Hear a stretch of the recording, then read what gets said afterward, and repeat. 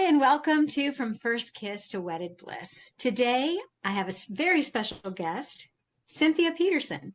Cynthia is a mom of 11, a very accomplished woman in so many ways, a pianist, and most recently, a health coach for a few years.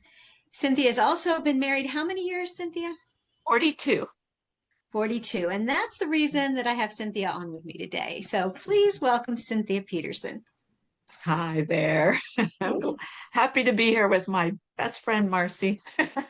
Oh, it's wonderful to have you. Cynthia and I have been friends for many years, and she is also featured in the Loving Well devotional. Mhm. So if you have not read that, you'll want to check it out. Great story in there. Now, mentioned that you have 11 kids.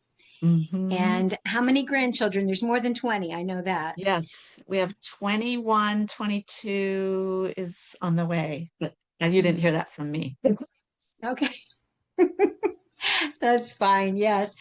When I was thinking about you and why I'd like to have you on the interview, you've always maintained a great relationship with your husband, Jerry. And as long as I've known you, you have always maintained a date night, a regular date night, even when the kids were little. Yeah. And I know a lot of people have trouble when you have even one child introduced into the relationship. But with 11, we just need to pick your brain a little bit Yeah. and get some ideas. Okay, so what was it like in the beginning when you only had one? When we had one, I remember the first time we went out to dinner with our one. And everybody loves a baby. I had no idea that a baby would draw that much attention. And we live in Southwest Florida, so lots of older people. And every restaurant we went to, of course, we would be the youngest ones there. And having a baby was just like everybody stopped to talk to you and admired the baby.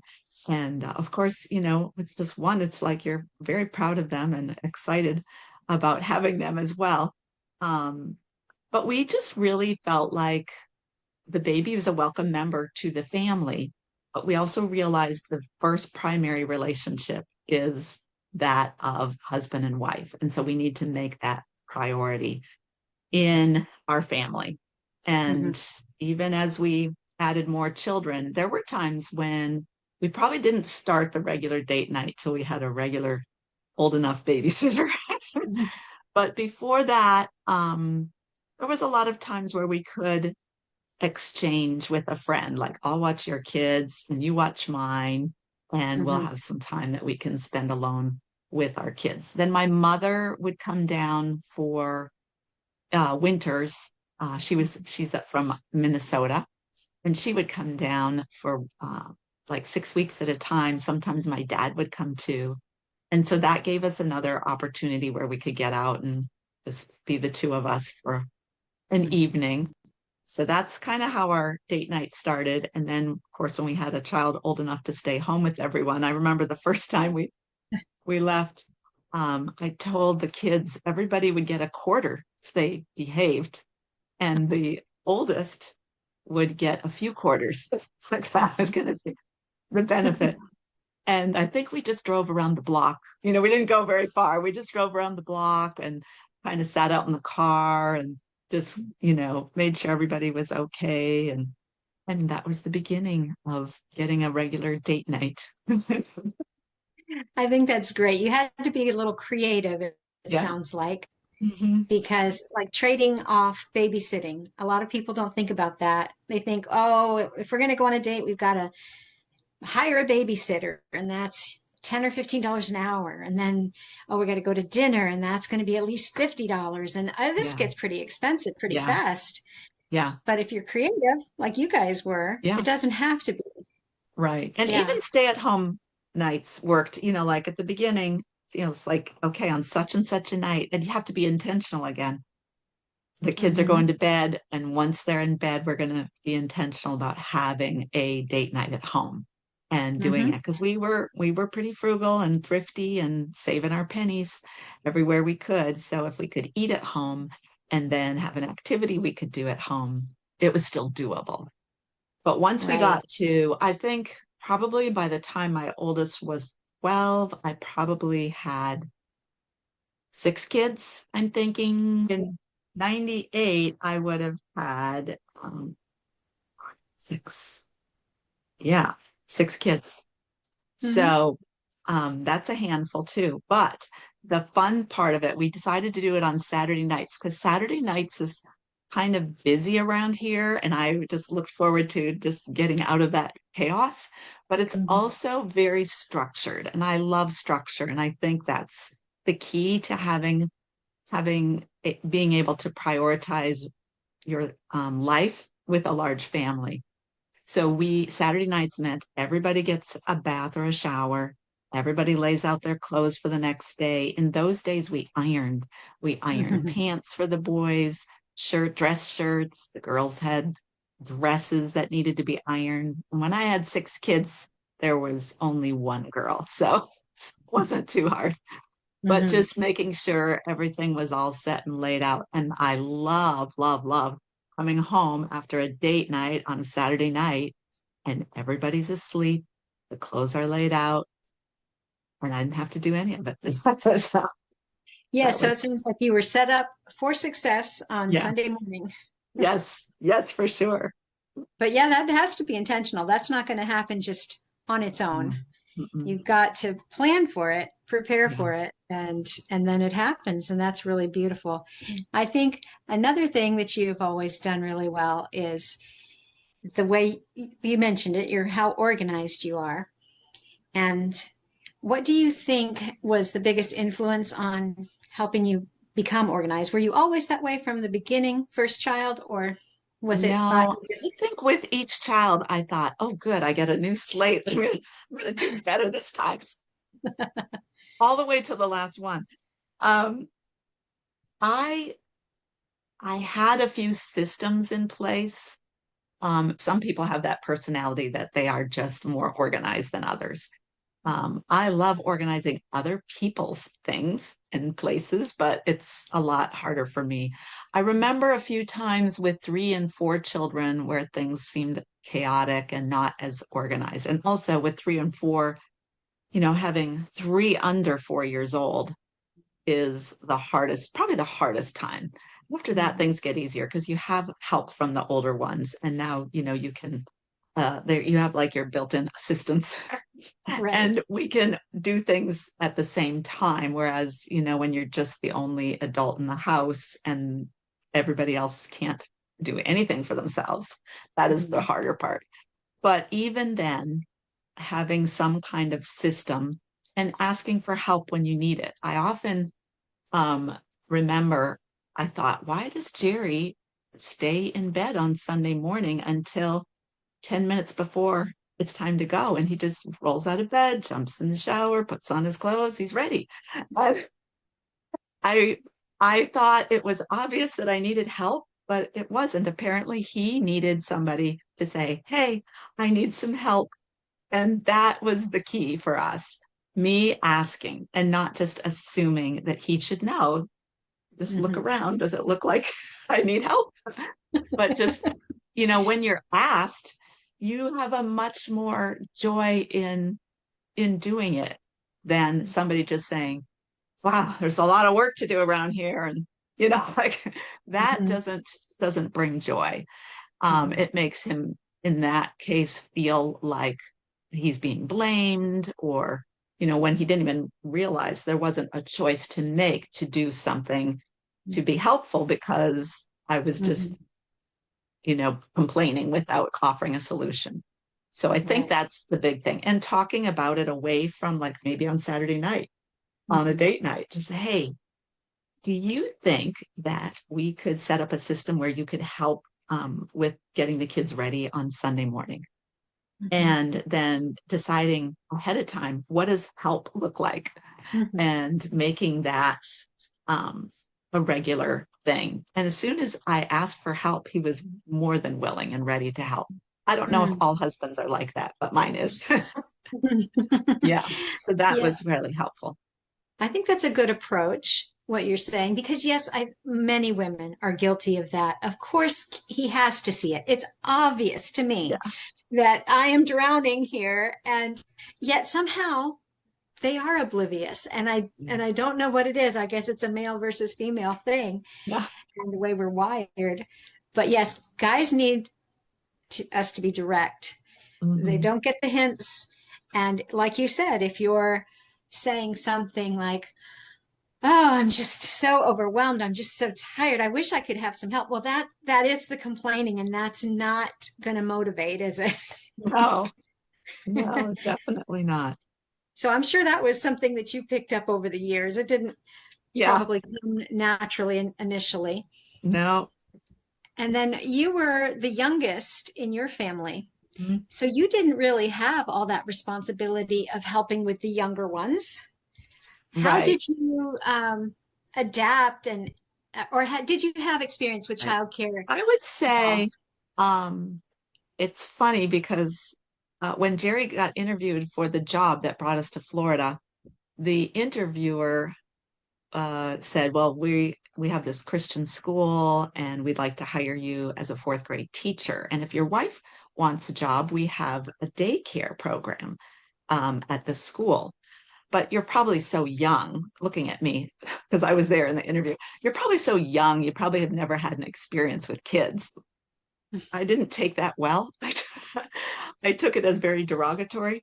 But I did actually, when I was 11, I started working in my neighborhood. I was the only girl old enough to watch kids. So I started babysitting from an early age and did a lot of babysitting actually for all my neighbors had me for they had to, fight over me. But that was my experience with kids. And then because I was the youngest, my oldest sister is 11 years older than me. So when her first child was born, I was like 14, I think.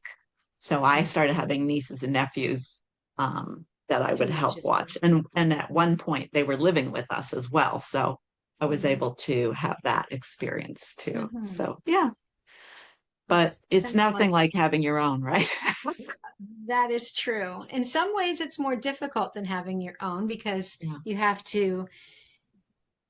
can't do everything that you would if you were the authority in their life. right.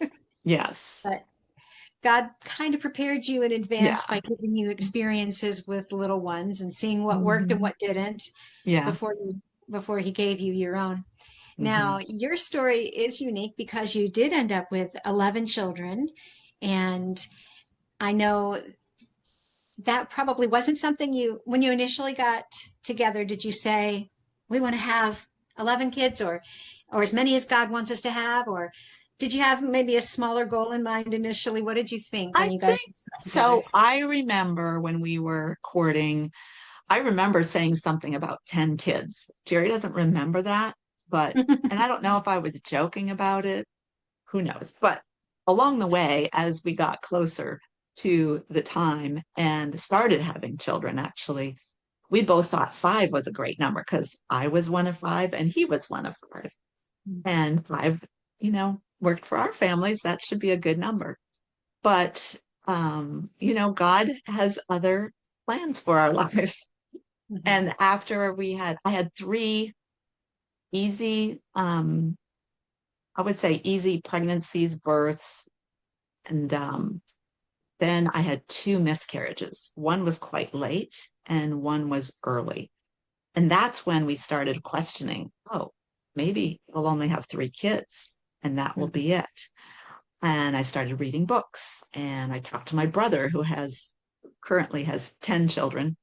And I said, what made you think about having more kids? And so he recommended a book to me that I read, and I was like, wow, if we could, what would you think? I read parts of this book to Jerry. It was called Children, a Blessing or a Burden. Mhm. And Jerry was like, wow, we've allowed God to be in charge of all these other areas of our life, like our finances and our health and our education, educating our own children. What if we allow God to be in charge of the size of our family?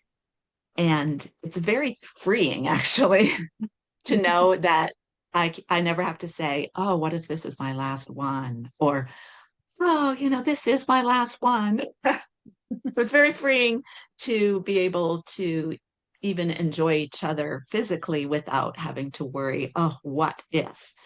And Mhm. not looking at pregnancy as a negative and just seeing it as a positive. His motto was always, there's always room for one more family, and never had any more children. So I thought, it could happen that we don't have any more.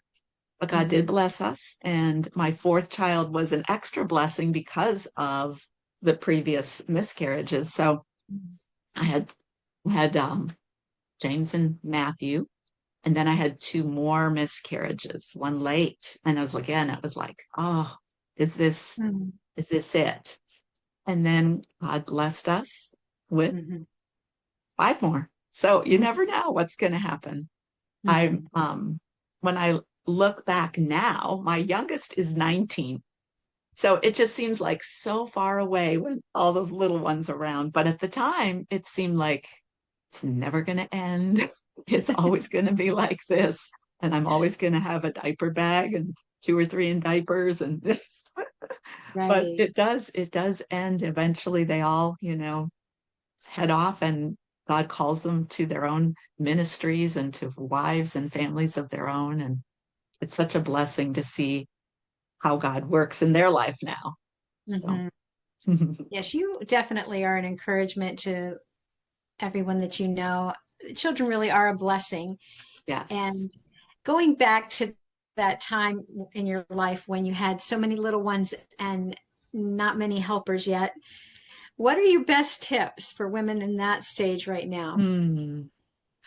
Well, my best tip is number one, whoever wakes up first rules the day. So if you lay in bed and the kids come in, nag on you and say, Mommy, Mommy, I want some breakfast, and start getting into things, and it doesn't lead to a good day. So a good day starts with mom getting up early, spending time with the Lord, whatever that looks like. It might be 5 minutes. Find a scripture, leave this Bible open on the table where you can see it, write down the scripture and put it up somewhere, put on your worship music, get into the mood of being ready to serve your family. And that's like God's calling. And to look at it that way, like we're not just laying bricks, we're building a cathedral. And that's, as far as looking at the day to day work. So, number Mhm. one, get up first. Number two is always begin with the end in mind. So, that could be for your day, for your week, for your month, or for the lifetime of that child. Begin with the end in mind. Or it could be for lifetime, like when I stand before the Lord and He says, what did you do with those children I gave you? How am I going to be able to report to Him? Oh, yeah, I Mhm. yelled and screamed at them all day, every day until they would do the right thing. Hopefully not. But Right. when we catch ourselves yelling and screaming, it's good to just stop and think, okay, what is the end result that I want here when I stand before the Lord? So at the beginning of a day, what do I want to be thinking about at the end of the day when I'm laying in bed about what we accomplished and what a great day we had? What Mhm. does that great day look like? And then work toward that day, what it's going to look like. It means we're going to have a lot of fun together. We are going to learn some things together. We are going to cry out to God when we're struggling and take a break from each other when we need to, if we can, Mhm. and just be able to handle everything emotionally in a positive way rather than even I hear the phrase, I'm pulling my hair out. And have you ever done that? If you're nursing a baby and you have a toddler that needs to be fed and you have a husband that wants to be fed and cared for, there's a lot of need coming from you. But if you have to change and reframe your thoughts, that I'm not the one being used. I'm the one that gets to burn her candle, right? And when the candle is burning, the light is going out, there's warmth, there's life, And at the end of my life, I do want my candle to be burned down to the bottom, right? All the wax gone. And so you have to really picture that, what some women would call being used. You have to picture it as God, here's God, what God's calling me to do, and I get to do it. And Mm, it's fulfilling me in, because it's my calling, I'm going to feel fulfilled in it.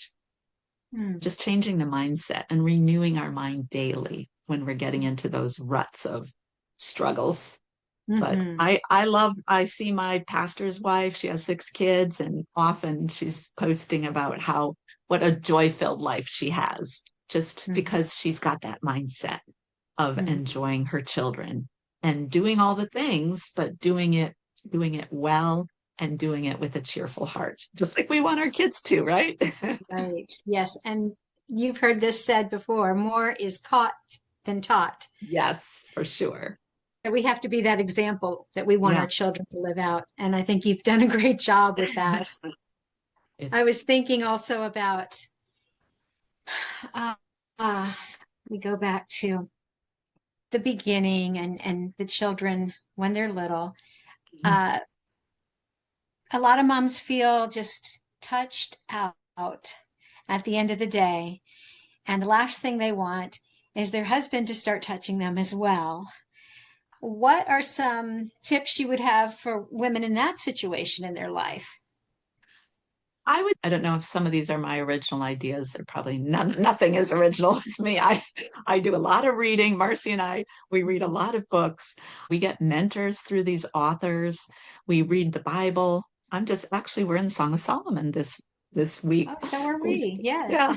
So it's kind of interesting, all the touchy-feely, right? Words and Mhm. thoughts. And um, one thing I would say is to, at the end of the day, you might need more preparation for an evening with your husband. Okay. So that's one thing. You might need, after the kids go to bed, maybe it's take a bath and just relax and get yourself ready to enjoy an evening. Um, but also for Jerry and I, there was so many times when evening wasn't the best time for intimacy. Mhm. And one of the ideas I read in a book, set an alarm for like 2 in the morning. We did that a few times. Like, there's times when Jerry would be, I would just text him. I'd say, "Hey, um, I'm going to bed. I'm exhausted, but wake me up when you get home." Something like that. And then he would know, okay, this is a good night. Sometimes, again, you just had to be intentional and schedule things, because realizing it's hard to get everything in that needs to be done, and his priorities are different than my priorities, and his needs are different than my needs. So to serve in a way that is going to be pleasing to him, I've got to know what that entails, and put it into my calendar. Sometimes he'll say, "Hey, did you put me in your calendar?" Because I serve a lot of clients, and I put them in my calendar every week. They're getting a phone call from me. And, how much am I doing that with my husband? So we just this past week, I said, "Hey, I don't have anything going on Tuesday night. Are you free?" And he's like, "Yeah." And then he mentioned, "Let's go to the movies." So they have movies on Tuesday and Wednesday at the AMC theater that are discounted. And the particular movie we went to see Nate Bargatze's Breadwinner, and it was really a lot of fun. But and honoring to marriage and children. But what was really cute? Oh, I went online to get my tickets, and it's like, oh, Nate Bargatze also discounted his movie, so it was 50% off the low price that I was paying. I was like, $4 a ticket. That's pretty good. Yes, yes. And it didn't work out for us to do dinner together that night, but it was okay. When we got home, we played some games with our daughter that lives at home still, and worked out really nice. So you just have to be more creative, even when you think you're an empty nester. I'm almost empty nester, a few more months. Right. Um, you just still have to be creative and prepare, I guess, be in the right mindset. And Mhm. even if you're exhausted and you've had a busy, long day, it can be.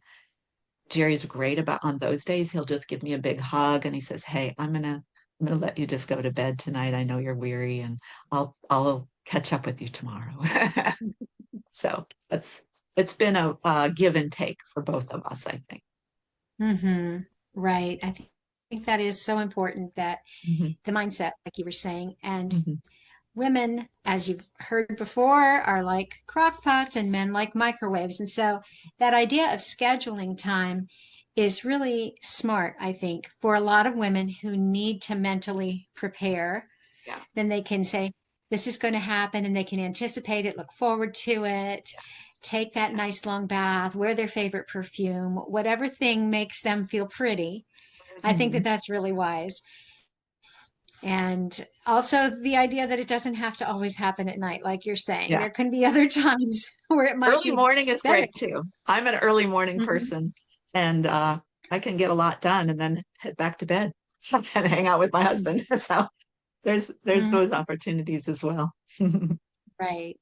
Again, it's about being intentional and Mhm. making that marriage a priority in your relationship, even the physical one, a priority with them. How did you guys decide that you were going to homeschool? Was that something you knew from the beginning, or did that eventually? I was first introduced to it the summer that I was pregnant with my oldest child. Hmm. So my sister had started homeschooling, and I asked her, she's 11 years older than me, my oldest sister, read a book, and Jerry is a school teacher. He was a school teacher by trade at that point. And as we talked about it more and more, he's like, this is exactly what every parent wants.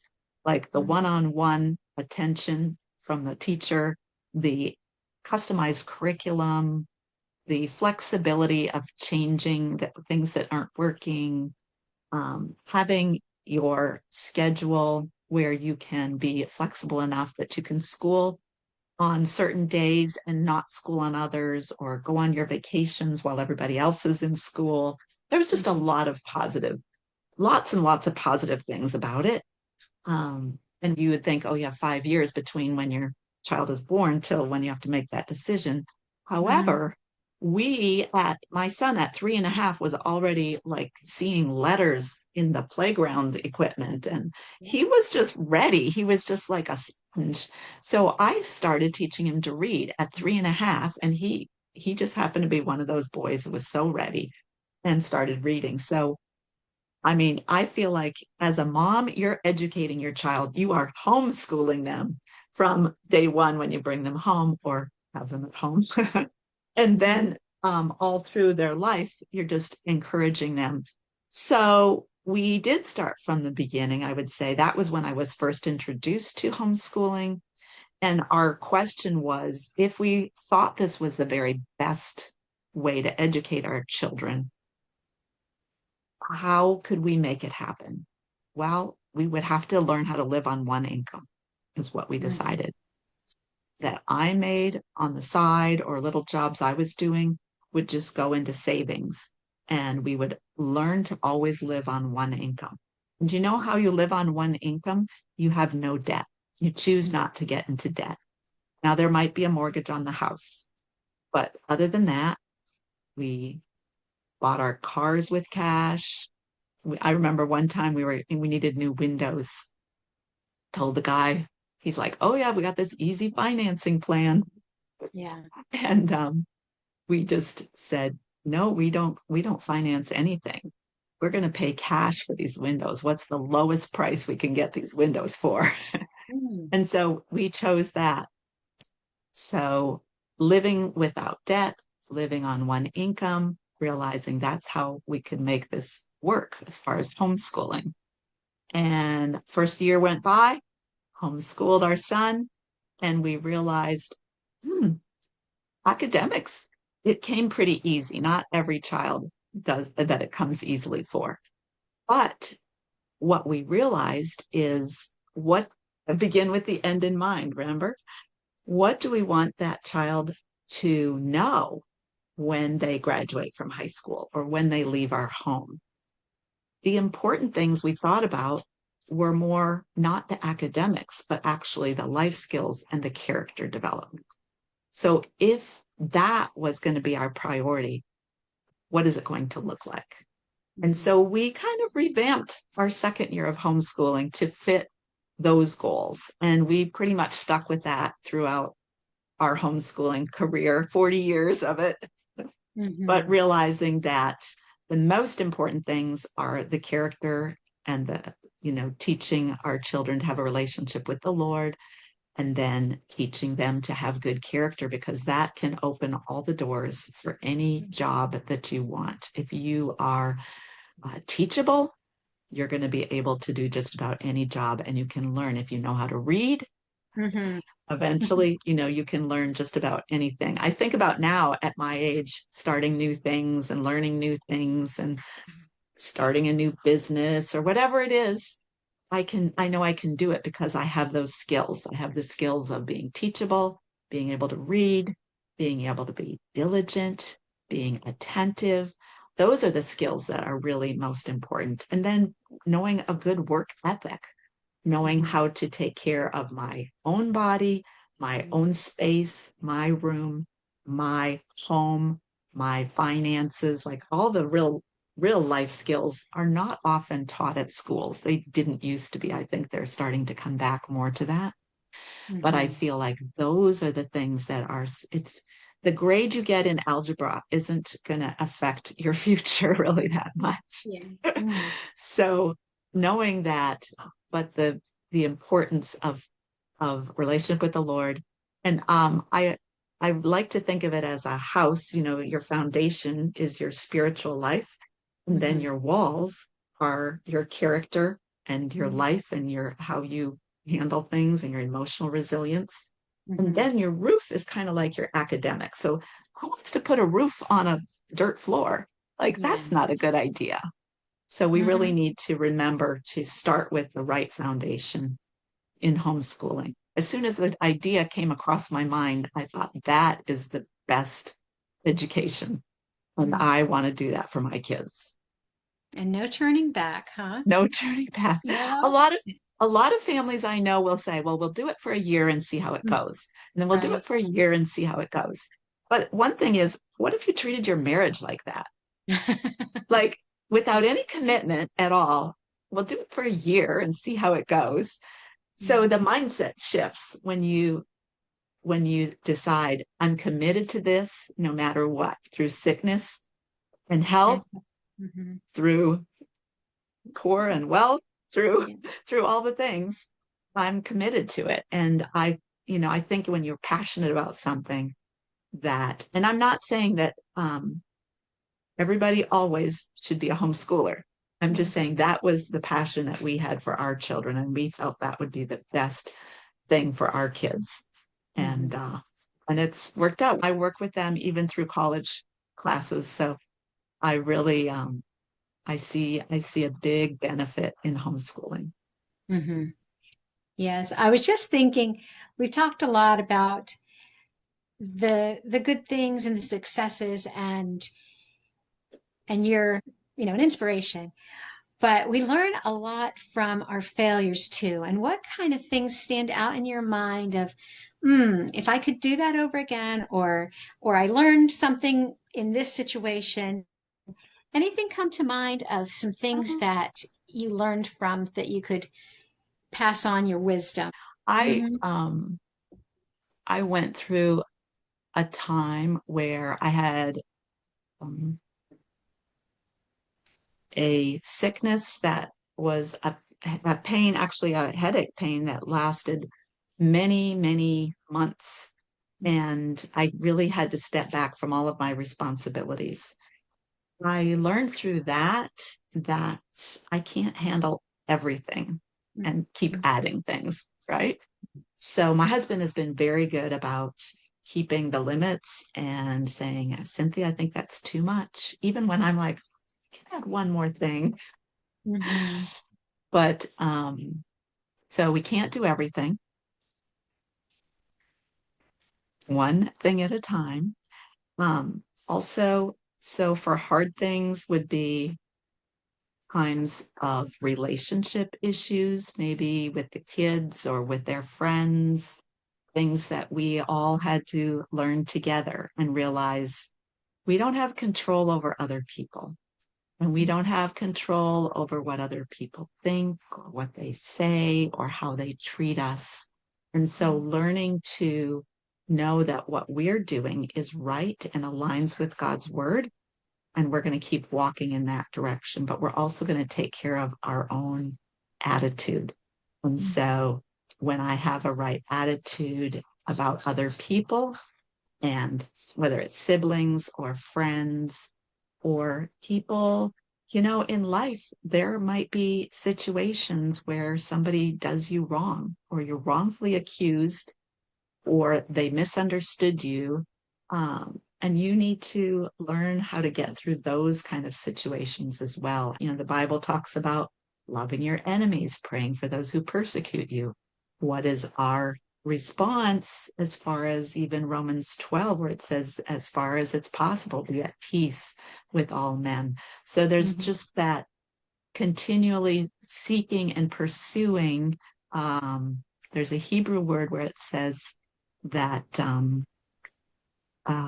like God's pursuing us in the same way that we need to be pursuing those passions and pursuing the people in our life, that we need to be intentional. And sometimes it's the hardest relationships that you have to put extra investment into. Mhm.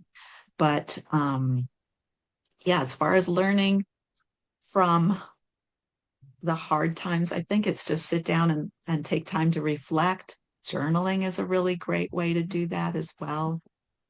Keep tracking, what's happening, especially if you notice maybe with a child, there's a wall up, um, going in and finding out maybe there's something that I did that offended them. And they had a bad attitude about bringing in the groceries because Mhm. they had the wall up about something I said to them. And now they don't want to serve mom because she's the one that said that, Mhm. whatever it was, or blew up and got angry. And they Mhm. have took that in and internalized it. So I think often it's a matter of communicating and finding out, is there anything I've done to offend you? And let's talk about it and let's make it clear, because I had no intention of that happening. Mhm. Right. So it sounds like just being responsible for Yeah. yourself, taking accountability for your Yes. side of Mhm. whatever happened, whether it was intentional or not, just to keep our conscience clear before Yeah. God and man. Yeah. That's really good. I know one thing that I was going to ask you about earlier, and you kind of alluded to it when we were talking about physical intimacy and preparing yourself for that. But the idea of self-care is very popular now. Mm. Was that part of your regular routine as a mom, as a wife? I would, I had Saturdays. Okay, remember Saturday was date night, right? Hmm. Saturday morning, for a long time, the kids got free tennis lessons through the YMCA. When you have a lot of kids, it's a lot of time. And if your kids are in any kind of sports, it's usually a lot of time involved in sitting, whether, watching the younger ones at the playground while the older ones are participating. But I remember intentionally making Saturdays like a day where I would take time to put a mask on my face and probably in the afternoon, maybe take a bath or maybe trim my nails and just put some clear polish on. Little things that I could do, but I focused on maybe one day a week. The other thing that I think that women sometimes feel like they have to um, schedule me time. Um, I found my husband was very attentive to knowing when I needed to be alone. I needed some Hmm. time. So he was great about coming home and saying, "Hey, I'm taking all the kids. We're going to the park. You're going to be by Hmm. yourself for 2 hours. I want you to not do laundry, no cooking, no finances. You can read a book, you can Uh-huh. sit in the bathtub, but he would put parameters on it, and he would take the kids out. And then Mm-hmm. sometimes it would be he would stay home with the kids and say, "Hey, just go and relax, go do something." But I Mm-hmm. those were things that I didn't feel like I had to plan. He was good at knowing when I needed that. And really, when you think about even having a maybe a monthly or quarterly time where you get away with the girls or the sisters or your mom, and then having a time away with your husband once a year without the kids. I think those are important for self-care Mm-hmm. and spiritual care too, as well. Mm-hmm. Yes, that's that's true. I know with the getaways, a lot of times women are they're hesitant to do something like that. They don't think that they can get away from the children. They can't leave them, and but it's so important, I think, because if you're not doing that, it's just I'm a mom, he's a dad. When it's just the two of you, you get to remember your husband and wife, and you don't have all the Yeah. distractions. The kids are wonderful, but you need that time to focus on each other, and that's really Yeah. important. And the kids need to see it. The kids need to see that the husband wife relationship is the priority. And then they learn how to treat their spouse when they are married, and that she's important. Jerry Mm-hmm. will often say, "You do not talk to my wife like that." We'll say, and they will be like, "Oh, okay." Yeah. Oh, I But like. yeah, just Mm-hmm. making sure that they know that I'm first with him, I'm first, and he's first with me above Mm-hmm. the needs of the kids. So that's That's good. right. Because eventually you all are going to grow up and move out, and it's just going Yeah. to be the two of us again. Yeah. And if we haven't invested, if we haven't built on that relationship, then it'll be, oh, who are you? Yeah. Yes, but getting to know each other all through life because we change Yeah. as we age, as Mhm. different circumstances, experiences happen to us. We're not the same doe-eyed, youthful girls we were when we first got married. Hopefully, we've improved along the Yes. way. Well, it has been fabulous talking to you, but I wonder if there's any other things that you would like to share with the ladies at whatever stage, whether they're newlywed, Mhm. trudging through the little ones, the toddlerhood years, or, maybe they're nearly toward the end and closing in on the empty nesting. What kind of thoughts do you have for those Mm. different ladies?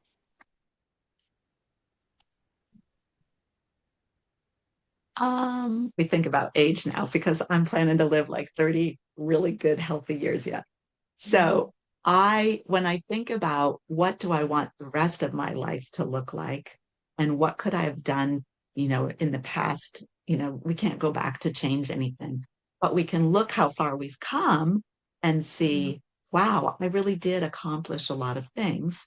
But then looking forward, if you just sit back and say, okay, I'm done with all this serving business and I'm done with helping other people, and it's just gonna be all about me and I'm gonna do the things I like to do now. Well, that doesn't lead to a long, healthy, strong life, Mhm. because a long, healthy, strong life, the studies are done that show that's the people that don't retire. It's the people that find their passion and work in that area. And for Christians, I feel like it is part of our passion to live a life that's God honoring, and it's a life of service. So don't Mhm. look at service as a bad word. It's actually what's going to keep you alive for a long time. And whether it's serving your family, I get the opportunity now. I love going to visit my kids and help with the grandchildren and do projects. Yesterday, we did a project, cleaned out the whole boys' room, got everything out of the room, stripped all the beds, washed all the floors, and the boys did a lot of the work. I was just there to supervise and oversee, and it was a joy to me. It wasn't like, oh, this is so much work. It was a real joy. So I think that it's important to, wherever you are, whatever place you are, look at your life, find the passion that you need. If you don't have any, just cry out to the Lord and say, what have you put in my heart? And how do you want me to serve at this point in my life? And there's a lot of great seasons of life, and there's a lot of hard seasons of life. And guess what? They run on parallel tracks. And Mhm. often they're at the same time. Great joyful things are happening while really heartbreaking things are happening. And so when we follow in God's plan, even He had great joyful things happening with some real heartbreak things happening as He was rejected. And so as we follow God's plan, we have that fulfillment of doing His will. And I think that's just, the joy in every season is keeping our Mhm. eyes on the goal and the prize before us, and continuing and keeping ourselves even physically in shape so we can get there. That's a goal that I have. Mhm. Mm-hmm. Yes. So whatever stage, whatever season you find yourself in, remember the reason. Yeah. What's the end game, as you say, Yes. Yeah. and focus on that. And Yeah. find joy in the moments that you're in, Yes. because don't Hmm. always look. I know some people are always looking toward, okay, well, once they're potty trained, Yeah. once they're sleeping through the night, once they're this or that, then I'll be happy. Or even going back to, once I get married, then I'll be happy. Well, Yes. once we have children, then I'll be happy. Yeah. Well, once they're out of diapers, then there's Yeah. always something that they're reaching for, instead of looking for the good and the happy and the what can I be grateful for in this season where I'm at right Yes. now. Yeah. And that will change our perspective, change our mindset, as you were Yeah. talking about earlier. I love that. Yeah, Hmm. that's good. Now, Well, I didn't have 11 all living at home at the same time, because by the mm, time the oldest or the youngest was born, the oldest was already out of the house. So we probably only had 9 or 10 so at right. once. Oh, it's funny though. I remember it was quite a milestone when you were able to move from the 15 passenger van to a regular Yes. minivan, Yes. and then from a minivan to just a regular car. That was Yeah. Now I got the little Prius, my little hybrid. right. So, And everybody's driving, so you don't have to yeah. take anybody anywhere. No. So, yeah. So Yeah. there's good things and bad things about every stage, and I, like you Yeah. were saying, there's For parallel sure. tracks, but Hmm. also the joy that you have now with the fruit of your labor, Yes. Yes. For sure. It's with all all those worth sweet it. grams. Yes. Yeah, Yeah. it's worth all the nights up. I was just talking to somebody. She was going through her kids had ringworm. And so she had to go home and like strip all the beds and wash all their clothes. And I said, well, it could be worse. I had bed bugs and lice at the same time with 10 kids in the house. So see how that Right. feels. But there's Hmm. always something worse, right? So don't, I think gratitude really will carry you a long ways when you look back and see what the things that you can be grateful for Hmm. will help you to change that mindset. Mhm. Yeah. Well, that's a good place to end, I think. Gratitude, change of the mindset, Yeah. and yes, just enjoy each season. Take it one Amen. day. Well, Thank thank you you. again, Cynthia, for All coming right. on. It's been a pleasure. Okay. Thank you.